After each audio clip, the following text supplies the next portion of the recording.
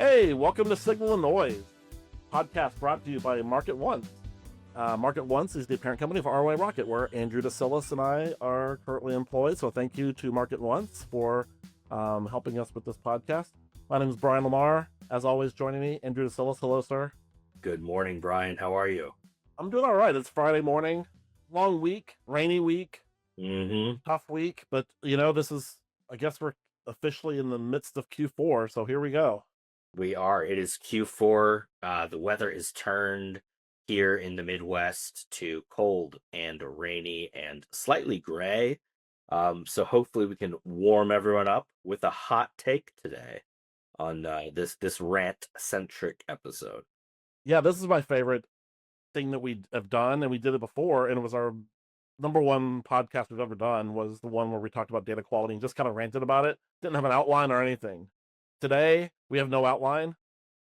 We have about 6 words of a topic we're going to talk about, and that's the outline today. But we have strong opinions on it, and so hopefully this resonates. We're talking a lot about data quality, fraud, digital fingerprinting dashboards, quality of surveys, some bias, and we'll get into it. If you have feedback, we'd love to hear from you. Reach out to us. We're easy to find. All over LinkedIn. You probably know our phone number or email. And yeah, Brian, I like what you said there. If you don't like what we said, just shoot us a text. If you're part of the VIP, Signal and Noise VIP, you probably have our personal phone numbers. That's a joke. That's not a real thing. Yeah. Not yet. So I'll give the title, I'll set it up, I'll do the caveats, and then we'll dive in.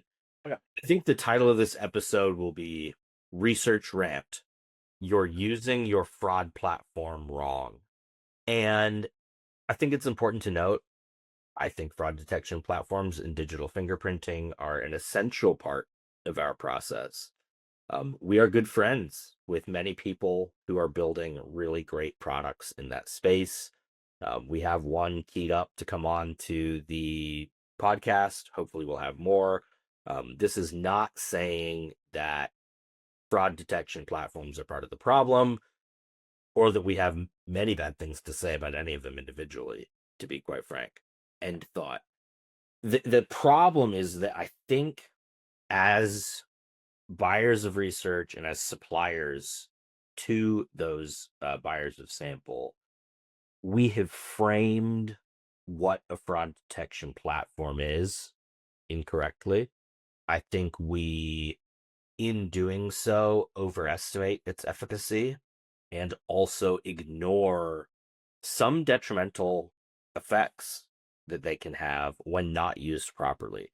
If you just buy one of these licenses, slap it on your survey, ratchet up the settings to quote unquote block more for good quality, it's going to have to do more harm than good, quite frankly, assuming that you're buying good sample. And I say good, not great. If you're buying adequate sample, that would hurt your end result more than it would help. So we'll dive into it. I'm excited for this conversation because I've had a lot of really tactical boots on the ground conversations about this. I think 3 different clients and I have had to talk about this in the last couple of weeks. And Brian and I have not had a chance to discuss. So I'm going to be throwing some things at you, Brian, some real world scenarios that you all will get to hear him react to live. So let's go. Yeah, research Rant. You're using your fraud detection platform wrong. Well, the issue is that we're blocking real people, and we are fortunate to work at a company that has verified people. Mm-hmm. Yep, we've brought this up before. Yep. And so we're blocking them, and we're blocking a lot of them. And our B2B panel and healthcare panels, they are well vetted, they're valuable respondents, and we're blocking them over and over and over again because of some sort of digital fingerprinting markers. And it's just become rampant. And I'm constantly trying to defend these are real people. I'm constantly looking up their LinkedIn profiles, finding them on websites, looking at other third-party information we use to verify people, and they're being blocked over and over again. And this is a problem for our panel. We can whine about our own panel, and we are. And this is happening in other panels, I'm sure. They may not know it, but it's happening. We know it's happening to real people, valuable respondents. And part of the problem is that you're ignoring the opinions of these people, and therefore you're excluding some sort of group of people that could create some sort of non-response bias. Right. And that could be people who don't upgrade their iPhone often, who Yeah. don't update their computer OS. It could be people who take surveys while they're at work instead of at home, or who are on vacation that week, or who are taking their survey through a VPN because they have some free time at the airport or at a coffee shop, or the amount of variables that go into these risk scores. Yeah, we found people. Whitelists, Um, blacklists, like, we found a construction worker that was driving from one Wi-Fi to another while he was working, taking a survey. Talk to this person. He was taking it, was connected to a Wi-Fi, disconnected from the Wi-Fi, continued to take the survey, and he was blocked because of some sort of activity. We've seen that happen. yep. And it's just very frustrating.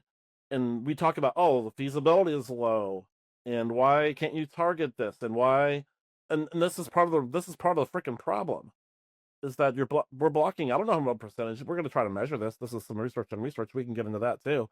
I'm going to try to measure this, but we're blocking a lot of people that are real people and probably good respondents. If you had to pull it out of your back pocket, what percentage of our traffic do you think is blocked just as like suspicious fingerprint fraud score? Like, because there are definitely things that, no panel is perfect, and there are people who Yeah. will go through and get like, malicious IP, or this person tried to take the survey 72 times and they weren't from our panel anyway. The people who are like validated from our panel, average survey where someone is using, pick one, any of the major fraud platforms, what percentage do you think are blocked? 10, 15, 20? That's what I think. 10, 15. And that may not seem like a lot. That's a ton. That's a lot of people that aren't even getting to the survey. And part of the problem is like, I mean, there's so many problems we could go down a path of. Sometimes, I think you kind of alluded to it. This might have been our pre-conversation, but they're using multiple fraud platforms, right? And I know you have a whole rant on that alone.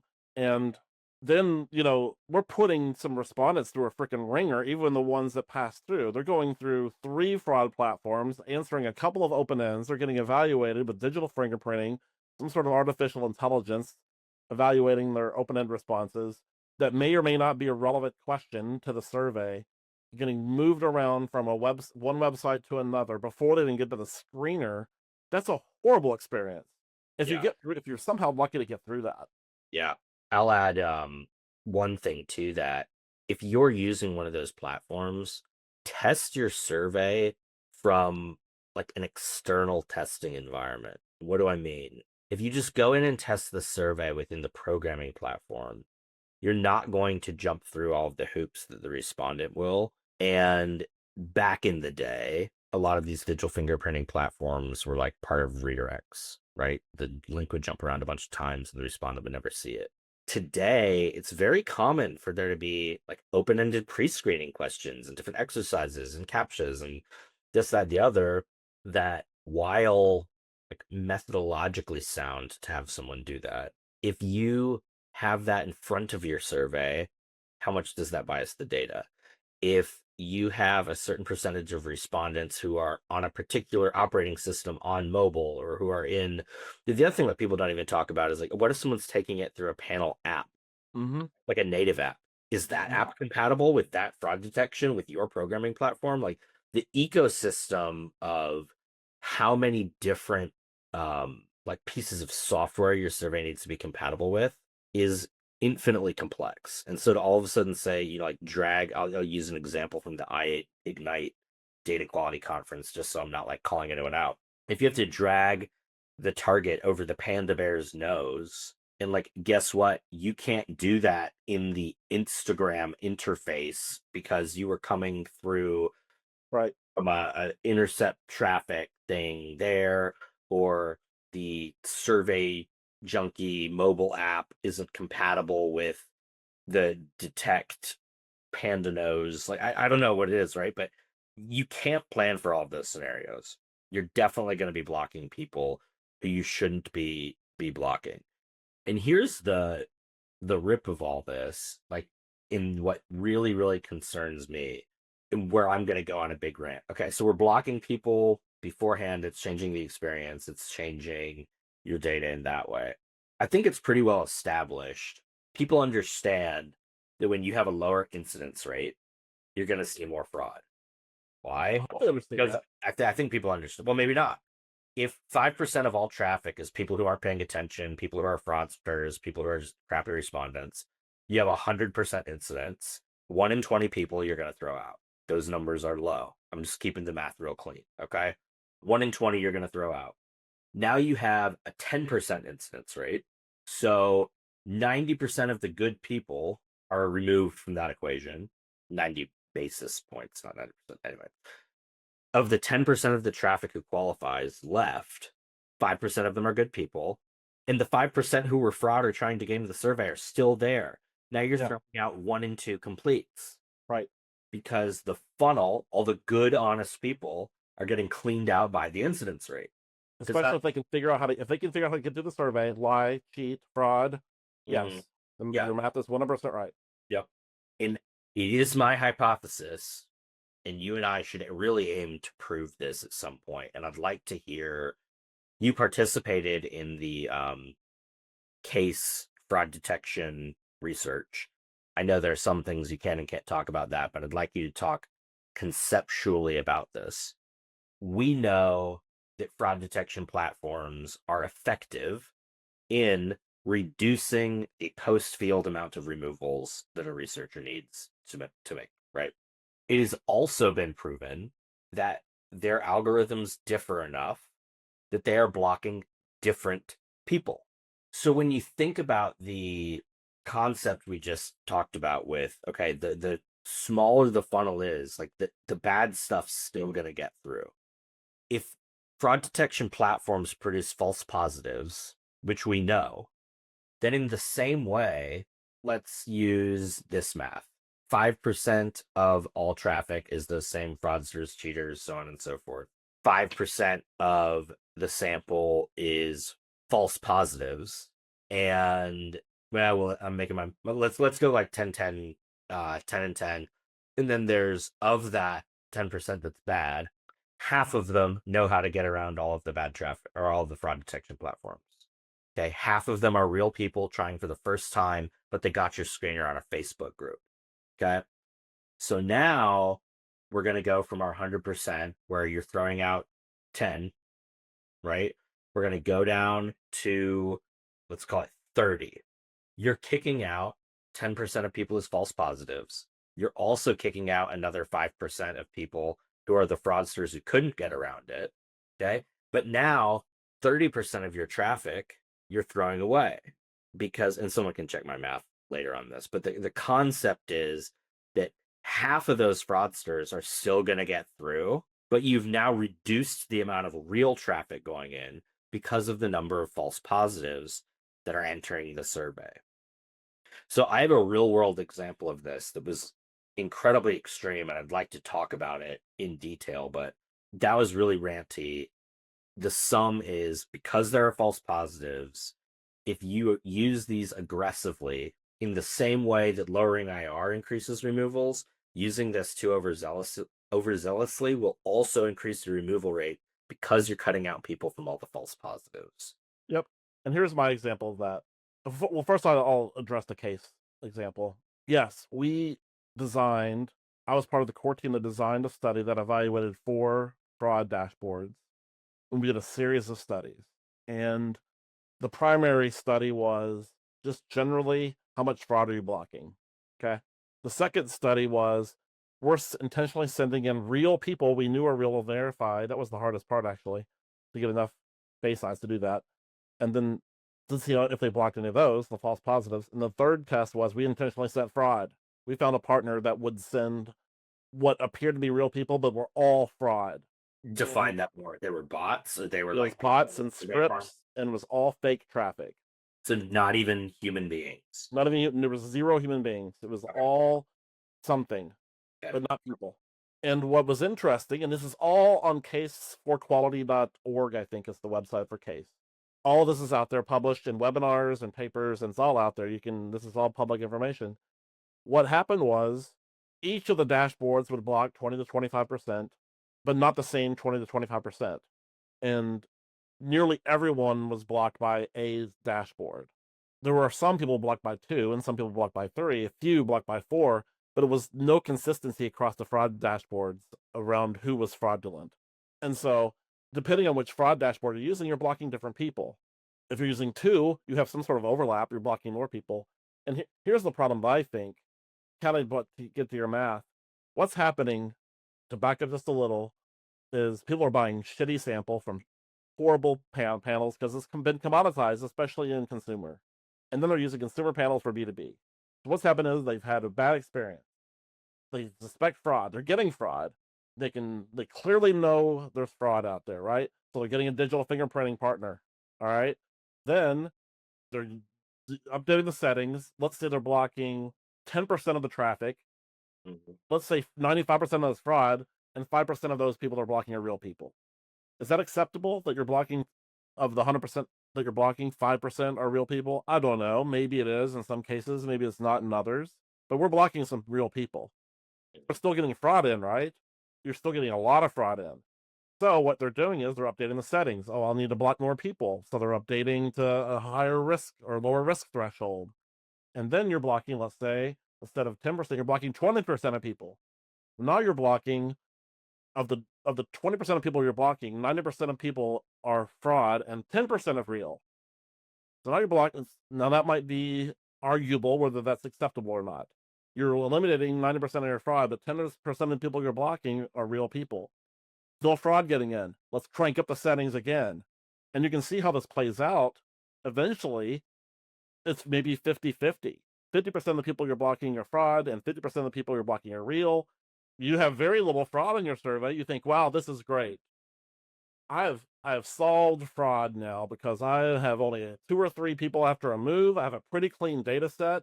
Meanwhile, you're blocking thousands of real people to get there. This is not sustainable in our freaking industry. It is not.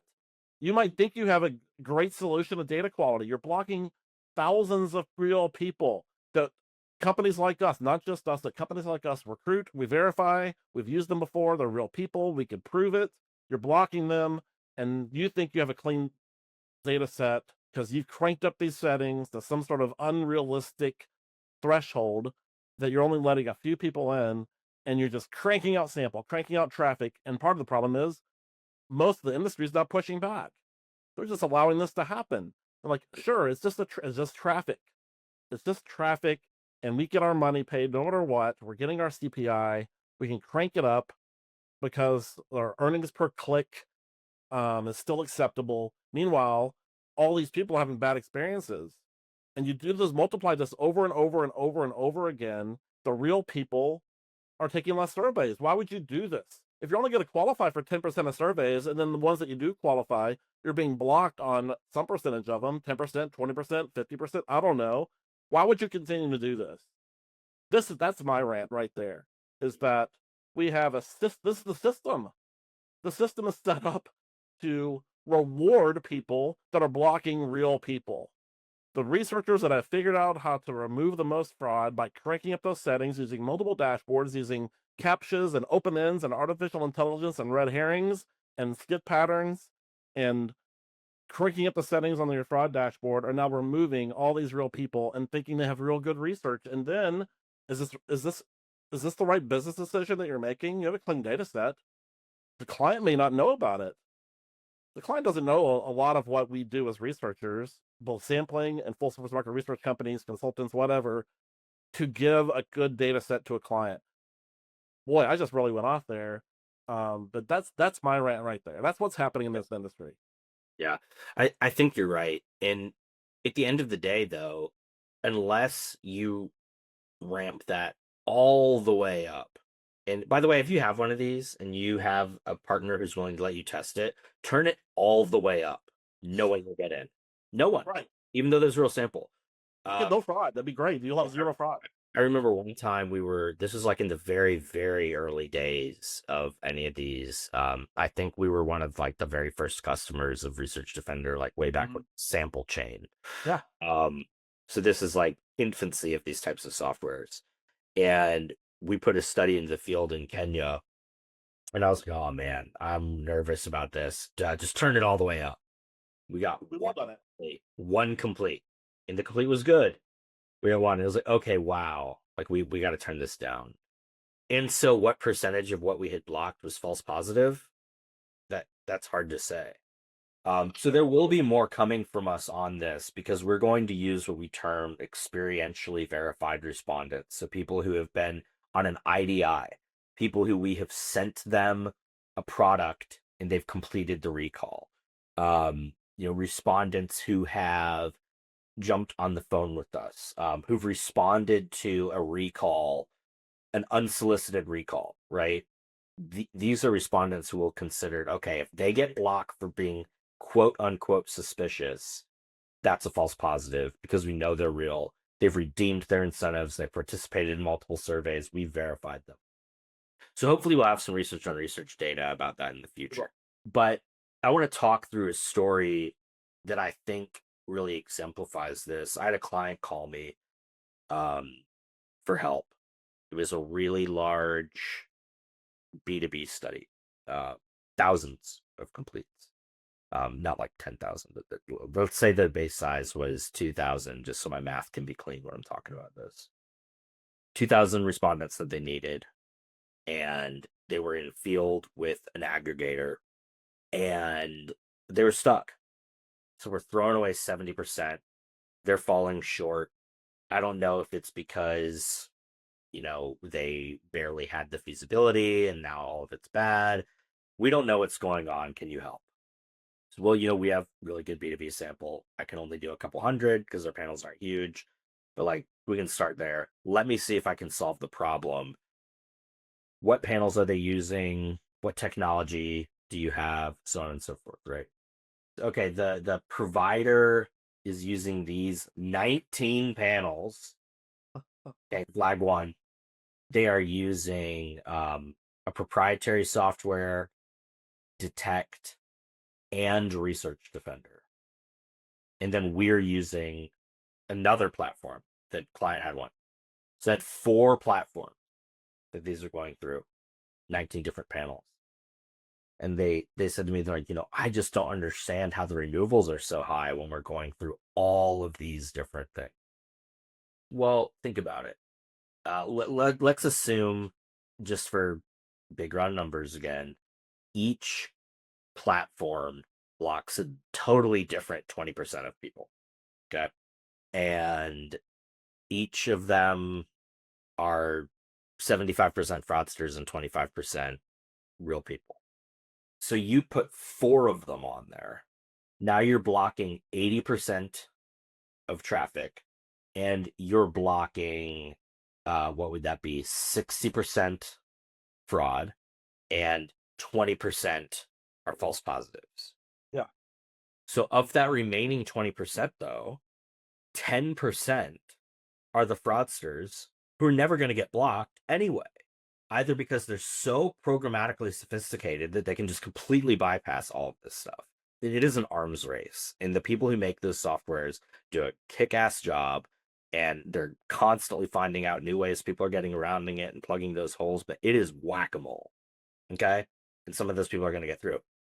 Then there are the real human beings who are going to bypass everything because it's a real dude who's sitting where he says he's sitting and is going through the survey and is lying because he has your screener open on Reddit. And you can't catch those people. Right. And so when you eliminate, okay, so in that scenario, we've got that 20% IR, 20% chunk left. You cut the amount of good sample in half by all those false positives by using all of those platforms. So your overall removal percentage is actually increased. You've cut the feasibility in half. Throw on top of that 70% of this stuff is duplicates because you have 19 freaking panels on it. Add on top of that when you have those panels, that many panels, a bunch of them are going to be using throttles. Your project is getting deprioritized because there's all these duplicates and all these fraud blocks.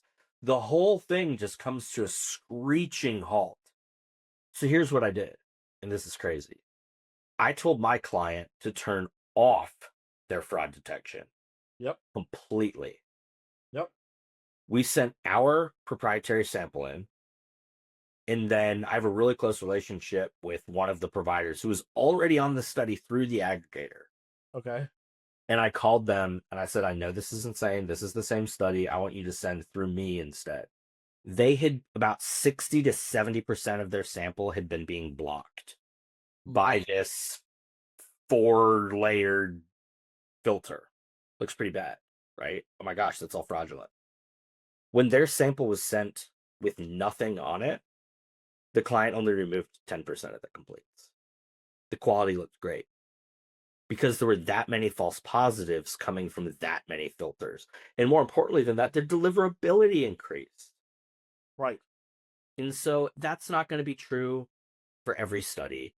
You certainly, and particularly in B2B, when there's so much fraud, you do want solutions like this. I'm not saying don't use one. Just don't check us and trust it that it's good. That's not what I'm saying.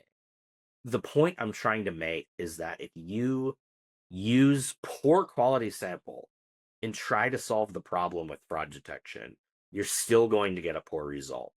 If you use poor quality sample and you try to solve the problem by using multiple fraud detection platforms, you're going to get an even worse result.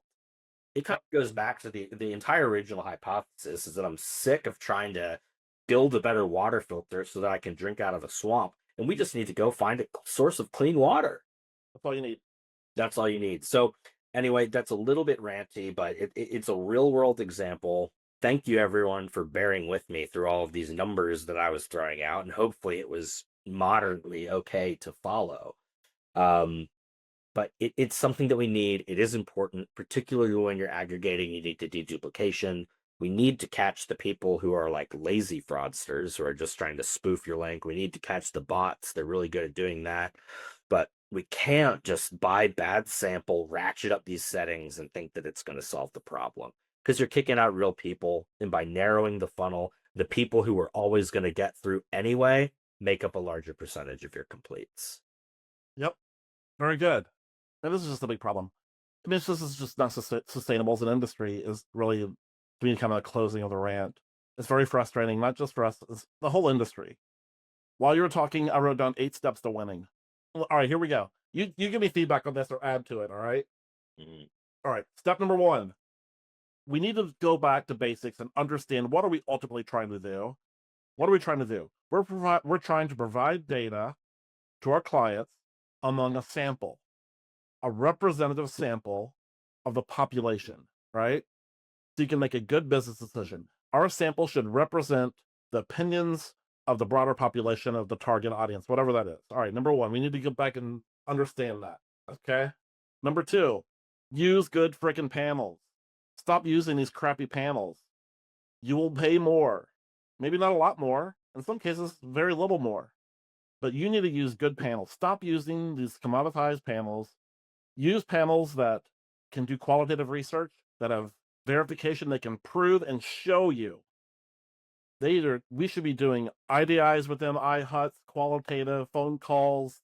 You should be able to text people on your freaking panel. That's number 2. Number 3, understand that non-response bias exists. When you're blocking people, you are limiting the population, the sample of a population, and then your sample changes. It is less representative when you're doing that.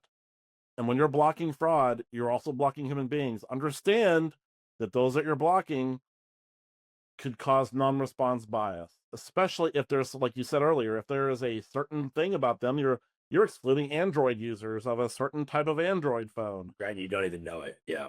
You don't even know it. This group of people uses VPNs every day at work. You're blocking them all. Their opinions are excluded. So understand non-response bias. Right.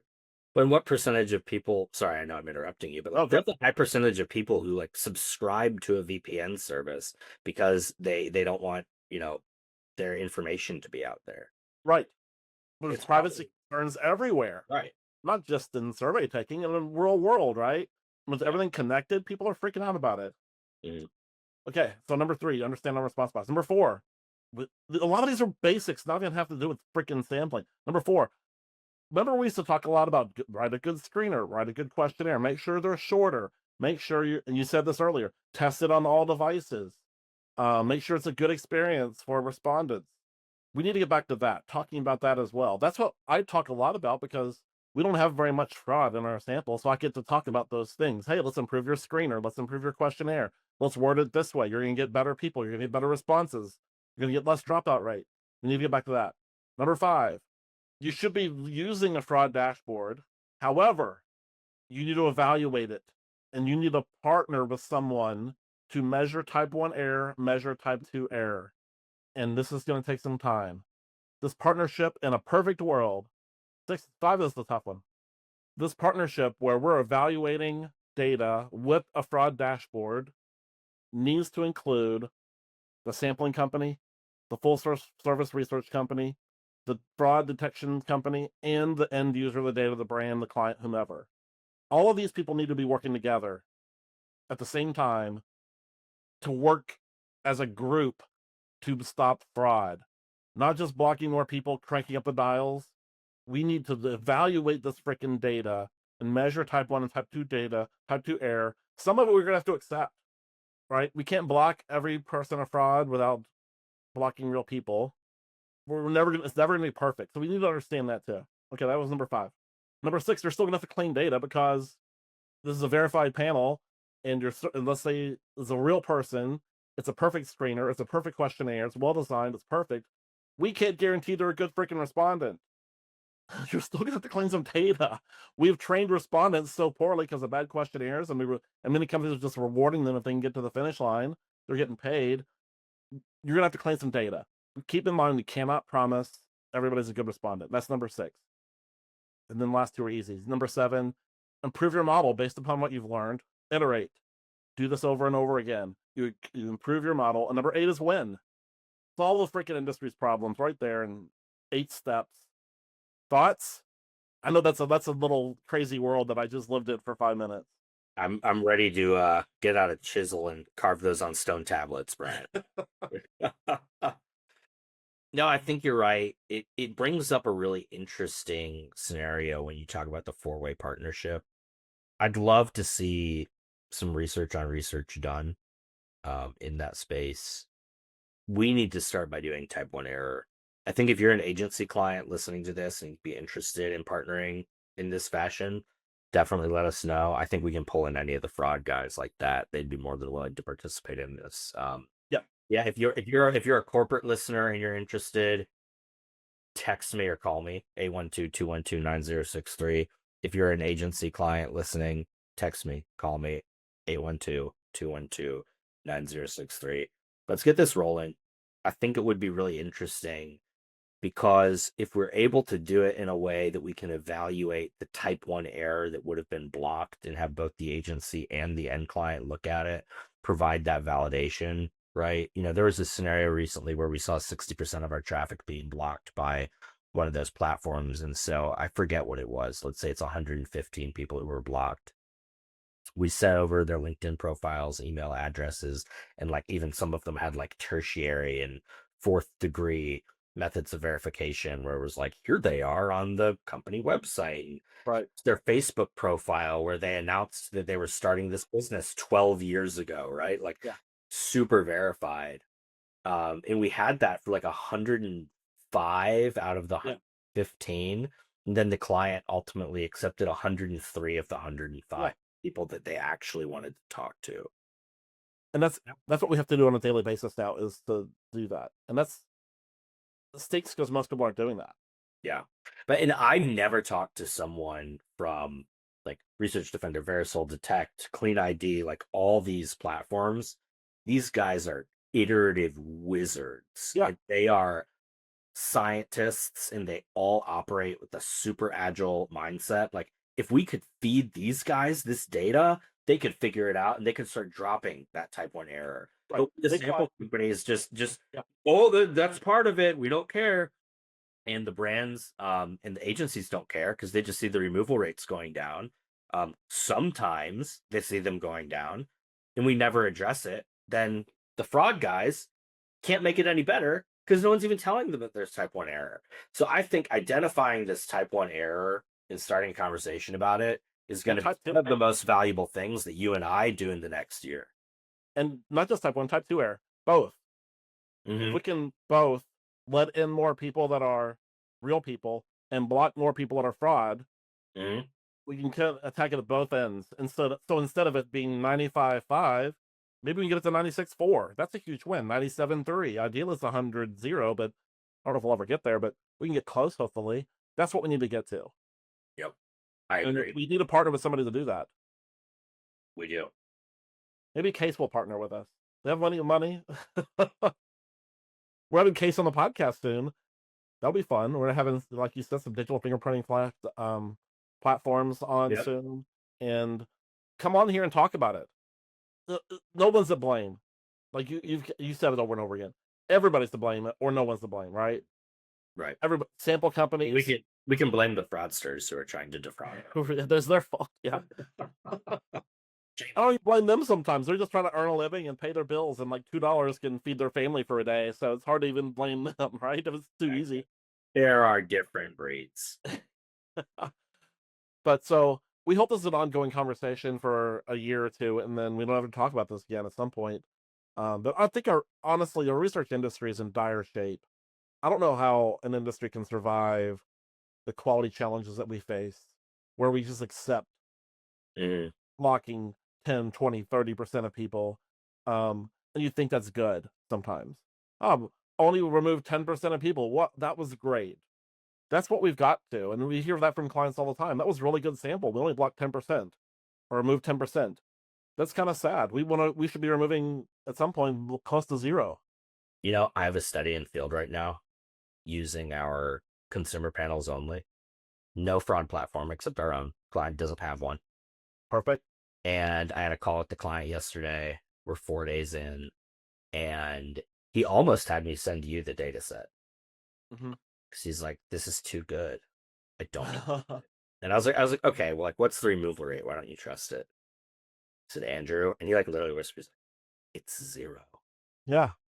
They're like 320 out of 500 complete, so he can't find a reason to remove a single one of them. High IR, low incentive, non-targeted, fully verified study. That's why. And also I want to caveat, we're not perfect. We have bad respondents. Fraud gets in sometimes, right? People get lazy. It's a short, engaging questionnaire. I mean, and because we recruit from a wide variety of sources, right? Because we want our panel to be rep, and we're constantly recruiting hard to reach people. And sometimes fraud will get in. It's not common, not often. Most everybody is verified, but even we have to update our verification techniques all the time because they found a loophole, right? So I'm not saying we're perfect, but that scenario you just laid out, I hear that all the time. It's great. I didn't hear the words digital fingerprint platform the first 3 months I worked here. People were confused by it. Like, why would you block people? You know? Yeah. And so, well, the podcast is not a sales pitch though, but we definitely do that, and it's like you said, we now have the ability to identify type 1 error, and it's one of the reasons that you and I came here. Yeah. Let me close with a note of optimism and something a little funny. Because while you were talking about it, and you said, I hope that we don't have to talk about this in a year or two. Let's figure it out. We have solved problems before. Do you remember maybe 4 years ago? Gosh, it might have been 5 or 6, when ghost completes were a huge problem. Yeah, that was solved. Yeah. And then we just solved that. We figured it out how to encrypt it so you're not getting those ghost completes. Secure end links, yeah. Yep. And today is Halloween, so that's your friendly ghost, if you will. Yeah. To be optimistic that, you know what, we solved ghost completes. We can solve this, and we will. If you've listened this long, thank you. It was a bit circuitous the way that we kind of weaved around it, but a lot of good points in there, I think. Especially Brian Lamar's 8 steps towards completely solving data quality. Steps to winning, yeah. 8 steps to winning, with the 8th step being win. Like Michael Scott had a hand in writing that step. Right. It's always a pleasure. And seriously, of all the rants and all the episodes, if you liked this, if there was something you want to do, you want to take action on, reach out to us. Like, repost this. If you repost it, that's probably the best way to get our attention. Either repost the episode with your thought, or like literally just call me. We would love to partner with this. This is probably aside from solving my clients' problems, and I don't say that like in a cheesy way, I genuinely love when I can help when there's like a really complicated problem and I get to put on my nerdy superhero cape and solve it. Yeah. Aside from that, this podcast and tackling these issues is like the most important, rewarding thing that I do every week. Yeah. And so if you want to help, seriously get in touch with us. And that is a genuine call to action. And the challenge, though, is that I know a lot of our listeners are like-minded, right? Mhm. So they'll want to help, and maybe we can. So I hope Case is listening, and all the members of Case, and all of our loyal listeners over the years that, we have conversations with around quality. Maybe we can do something. Hopefully, let's. I completely agree. Reach out to us because we genuinely want to improve the industry because there is room for growth. If we're if 10 to 20% of our data is bad and we can get it improved, well, let's lift. What is it? Rising tides lift all ships. Yep. I want to improve the whole industry. Of Yep. course, I want to improve my job and your life and our company, but I want to improve the whole freaking industry. That's my goal, is to, because I think we're driving below the speed limit. Yep. We could be going the speed limit or higher if we improve this. So yeah. So thanks for listening again, and we'll talk to you soon. If you want to come on, you want to be a guest, let us know. If there's something you don't agree with, come on, please. Yep. That helps us inform our opinions and helps us be better. And so thank you for listening as always, and we'll talk to you soon. Happy Halloween. Take care.